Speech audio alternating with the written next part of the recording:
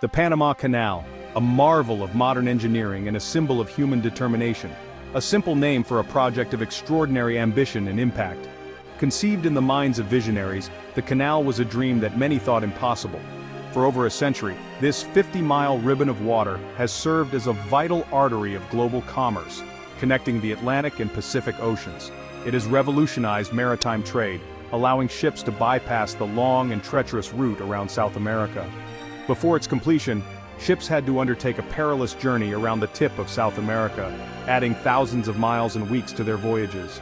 The infamous Cape Horn was notorious for its dangerous waters and unpredictable weather, making the journey a formidable challenge for even the most experienced sailors.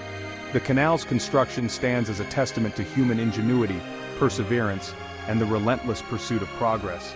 Thousands of workers from around the world toiled under harsh conditions, facing diseases like malaria and yellow fever, to bring this monumental project to life.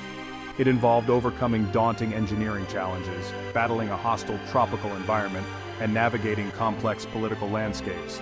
The sheer scale of the project required innovative solutions and unprecedented international cooperation. The story of the Panama Canal is a saga of ambition, innovation, and the transformative power of infrastructure. When it finally opened in 1914, it was hailed as one of the greatest engineering feats of the 20th century, forever changing the way goods and people moved across the globe. From its humble beginnings as a dream shared by explorers and visionaries, the Panama Canal has become an indispensable link in the global supply chain, facilitating trade and connecting nations across the world. It has enabled faster and more efficient transportation of goods, reducing costs and fostering economic growth in countless countries. Its impact extends far beyond the realm of commerce, shaping geopolitics, fostering economic growth, and leaving an indelible mark on the course of history. The canal has played a crucial role in international relations, influencing the balance of power and the dynamics of global trade. Today, it continues to be a vital asset, adapting to the demands of modern shipping and remaining a testament to what humanity can achieve when driven by a shared vision and unwavering determination. The idea of a canal across the Isthmus of Panama predates even the arrival of the Spanish conquistadors. This narrow strip of land, connecting North and South America, has long been seen as a potential gateway between the Atlantic and Pacific Oceans. The strategic importance of such a passage was evident to anyone who laid eyes on the maps of the region. Indigenous peoples had long recognized the narrow strip of land as a potential passage between the oceans. They used the natural waterways and trails to move between the coasts, understanding the significance of this land bridge. Their knowledge of the terrain and the environment was unparalleled, and they were the first to envision the possibility of a man-made waterway. Early explorers, eager to find a shorter route to the riches of the Orient, shared this ambition. The treacherous journey around the southern tip of South America through the stormy seas of Cape Horn was a daunting and perilous endeavor. A canal through Panama would not only shorten the journey but also make it significantly safer and more efficient. In the 16th century, Spanish King Charles V ordered the first survey for a possible canal. The Spanish crown, recognizing the immense potential of such a project, invested considerable resources into exploring the feasibility of a canal. Surveyors and engineers were dispatched to the region, armed with the best tools and knowledge of the time. However, the technology of the time was woefully inadequate for such a massive undertaking. The tools and techniques available to the engineers were primitive by today's standards, and the sheer scale of the project was overwhelming. The idea of cutting through mountains and dense jungle with the limited resources at their disposal seemed almost impossible. The dense jungle, rugged terrain, and the threat of tropical diseases proved insurmountable obstacles. The region was plagued by malaria and yellow fever, diseases that decimated the workforce and made sustained efforts nearly impossible. The harsh environment, with its relentless heat and humidity, further compounded the difficulties faced by the early surveyors and engineers. For centuries, the dream of a Panama Canal remained just that, a dream. Despite numerous attempts and the best efforts of some of the brightest minds of the time, the challenges were simply too great. The idea of a canal through Panama became a tantalizing vision, always just out of reach. Numerous expeditions were launched, plans were drawn up, and treaties were signed. But the challenges of constructing such a monumental waterway in such a hostile environment seemed insurmountable. Each new attempt brought with it hope and optimism, but also the harsh reality of the obstacles that lay ahead. The dream of a canal was kept alive by the persistent belief that one day, the right combination of technology, resources, and determination would make it possible. It was not until the 19th century, with the advent of new technologies and a surge in global trade, that the idea of a Panama Canal began to transition from a distant dream to a tangible possibility. The Industrial Revolution brought with it advancements in engineering and construction techniques that made the once impossible seem achievable. The growing demand for a faster and more efficient route for global trade added urgency to the quest for a canal, and the world watched with bated breath as the dream of a Panama Canal moved closer to becoming a reality. In 1881, a French company led by Ferdinand de Lesseps, the celebrated engineer behind the Suez Canal, embarked on an ambitious effort to construct a sea-level canal across Panama.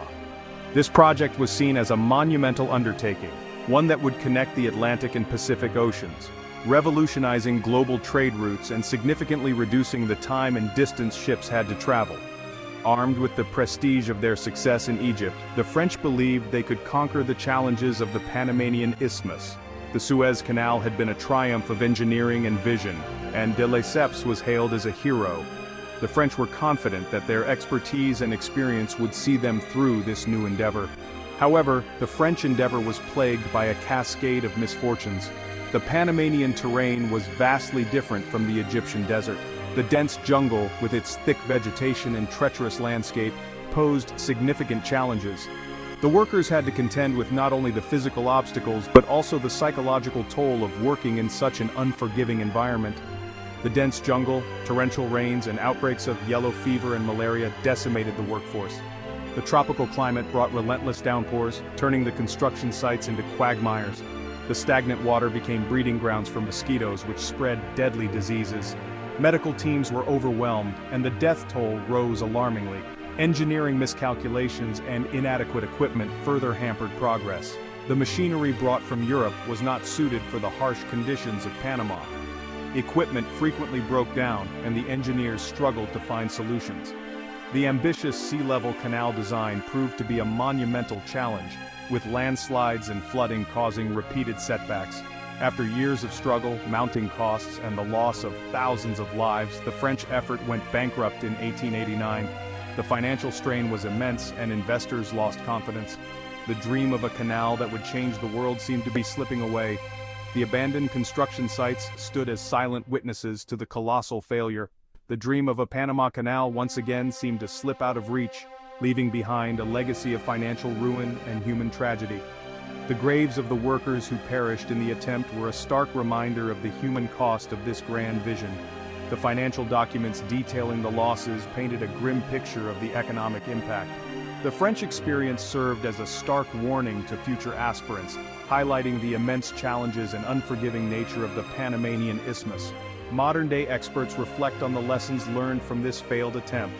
The French had underestimated the complexity of the project and the harshness of the environment. Their experience underscored the need for meticulous planning and adaptability. It would take a nation with vast resources, unwavering determination, and a willingness to learn from past mistakes to finally conquer the Panama Canal. The eventual success of the canal stands as a testament to human ingenuity and perseverance. The modern-day Panama Canal is a marvel of engineering, a symbol of what can be achieved when lessons from the past are heeded and new approaches are embraced. The story of the Panama Canal is one of triumph over adversity, a journey from failure to success that continues to inspire. In the late 19th century, the United States, with its growing economic and military might, recognized the strategic importance of a canal across Central America.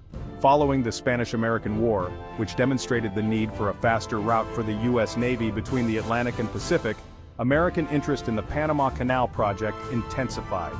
Under the leadership of President Theodore Roosevelt, the United States purchased the French assets in Panama and negotiated a treaty with the newly independent Republic of Panama, granting the U.S. control over the canal zone.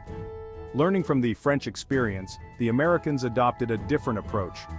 Instead of attempting a sea-level canal, the Americans opted for a lock-and-lake design, utilizing a series of artificial lakes and locks to raise and lower ships across the continental divide. This approach proved more feasible, minimizing excavation and taking advantage of the Chagres River and Gatun Lake.